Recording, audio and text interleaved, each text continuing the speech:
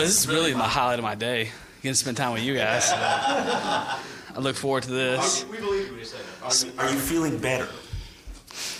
I don't know. I'm still licking the wounds from the game, but I'm getting better. You're worried about your health. I know. I still got a little cold thing going on. That's been a month. I know. It's unacceptable. I'm not used to the good weather this time of year. Well, obviously, Tunsil's had a great year. We Yes. talked about that this week. Who do you think has been your second best offensive lineman this year from how you and the staff grades it? I'd probably say Juwan and Jesse, be right there. Just those are the guys that have, been in there week in, week out. Juwan missed a little bit of time, but those guys have done a good job, playing. And we do a lot of things with protection, and we're very fortunate that you got a guy like Laramie because you can give other people help and send protection another way. But those guys have done a solid job for us. In terms of snap counts for receivers, is that something that Ben, Adam, and you discussed collectively? And also, I was leading into the fact, Devontae with 19 last week, if you could speak about some of the thinking with that. Yes, sir. It goes into a game with kind of a plan of how you're going to play each game personnel-wise. We do have different personnel groups, even our 11 personnel packages, that 3 receivers that have Bryce in there. Sometimes Devontae's in there. So it really depends on how the game's going, how we think those guys have practiced through the week. Obviously, is a big part of it, the matchups. So it changes weekly. Devontae was the guy in Houston that really had a big game for us. And, last week, Bryce played a little bit more. How do you get the wide receivers more involved this week?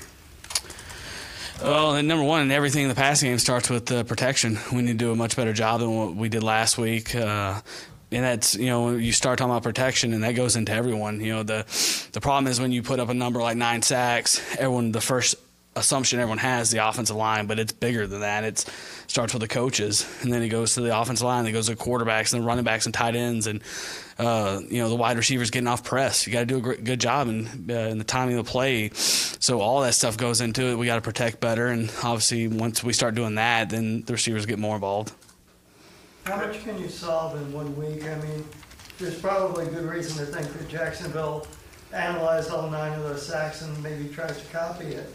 How much can you solve in 1 week in that way? Quite a bit, because a lot of it is stuff we can correct. There's some we had 4 or 5 just breakdowns of protection that we need to get cleaned up, and it needs to happen fast. And it's not as much about focus on what they're doing, but making sure that we're on the same page, communication, visual, non-visual, and getting those things cleaned up on our end, not what our opponent's doing. It's a really talented defense without question, just like the one we played last week. Very similar in a lot of ways. Defense is still playing hard and is really good, and if we don't get our act together and get this stuff cleaned up and finish this week with a really good week, a couple days, it's going to be it's a tough matchup to begin with. Dowell, there's been a wide disparity in sacks allowed since Adam's been here. Obviously, you've been here only this year between home and road. Is there something going on the road in terms of silent counts not being used as effectively as they could be? Is it purely that the opposing team gets more of an emotional boost with their pass rush at home? What theories do you have?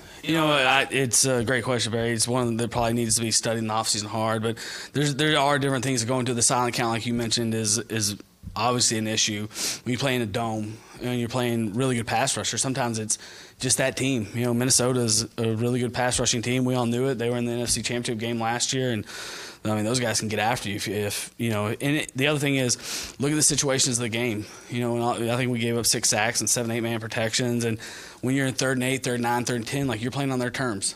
And when you start to play that way because you're not efficient on 1st, 2nd down, you make their job easier, and then all the stress falls on the offensive line and the tight ends and the running backs and the protection unit. So there are definitely things that that's really sometimes that's the symptom, not the problem. And you can't put your guys in those situations. You got to execute better on 1st, 2nd down, be more efficient in the run game, and go 1st down, 2nd down, 1st down more. And that's the theme right now is we need to improve on 3rd down. You guys know it. We know it. Our players know it.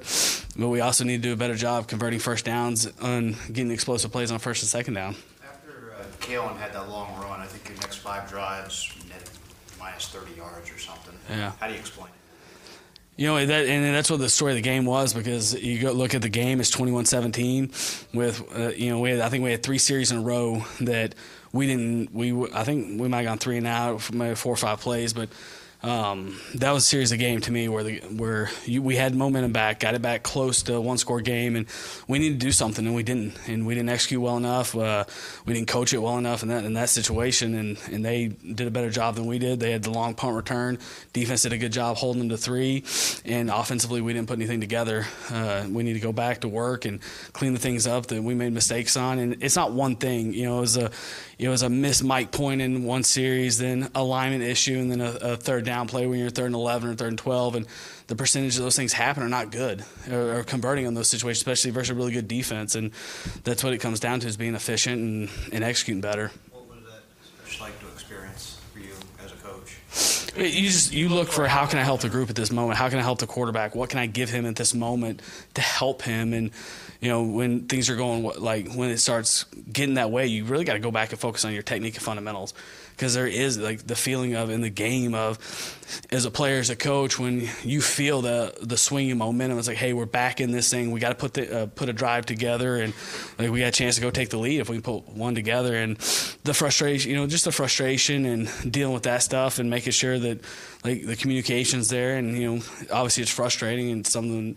That's why you get back to work and on Wednesday and you watch the tape. It's hard to watch the tape because everyone knows what happened in the game, but you got to face the realities and tell the players the truth and accept the truth as a coach and where you need to improve as well. We've spent a lot of time this year talking about how Gore and Drake complement each other. Yeah. What do you think about how Balaj and Drake complement each other? They're actually a lot more similar. So I don't know if they complement each other, but their skill set is similar to each other, where Frank's is a little bit different than Kalen and Kenyon. So where Frank did a really good job was the downhill runs, staying efficient, staying ahead of the chains, doing those things. Well, these guys are, Kalen's a young player that's explosive. You guys saw that, how, when he hits it downhill, and he's growing. And we told him this week, and he had a protection issue in the game when he was in there.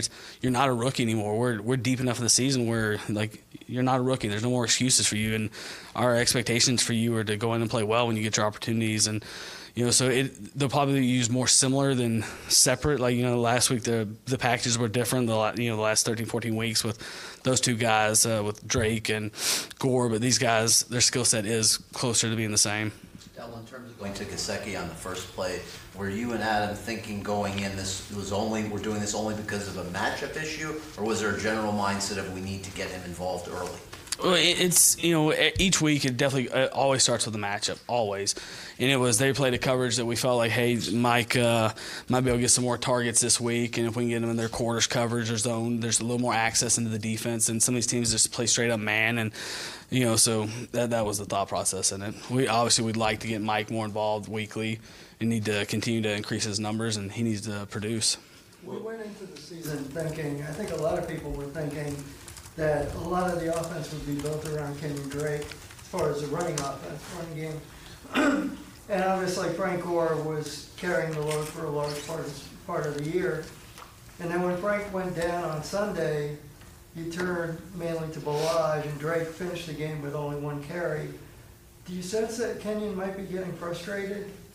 I hope not, because I hope everyone on the roster accepts their role. Kenyon played the most snaps of all the running backs. I think he had 28 snaps. The other guy had 26. And some of them where they were in there together on the long touchdown run. Kenyon was running a jet sweep across. It drew attention, obviously, because of who he is. And I hope not, because I hope everyone accepts their role and puts the team first.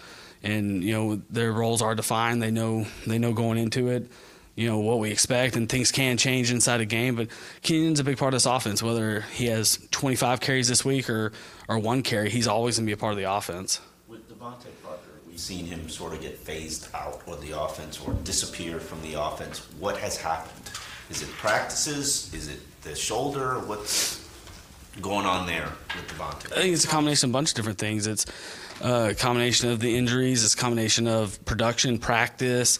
When put good practice together and been healthy, he's made some plays at the Houston game for us, and he's going to continue to be part of it, and he's going to continue to get his plays. And when you have your opportunities, you got to make the most of them. That's how this league is when you get those opportunities. If you don't make the most of them, someone else is behind you is going to get an opportunity as well. Thank you. Thanks so much. You guys have a good one. Stay out of the tornadoes.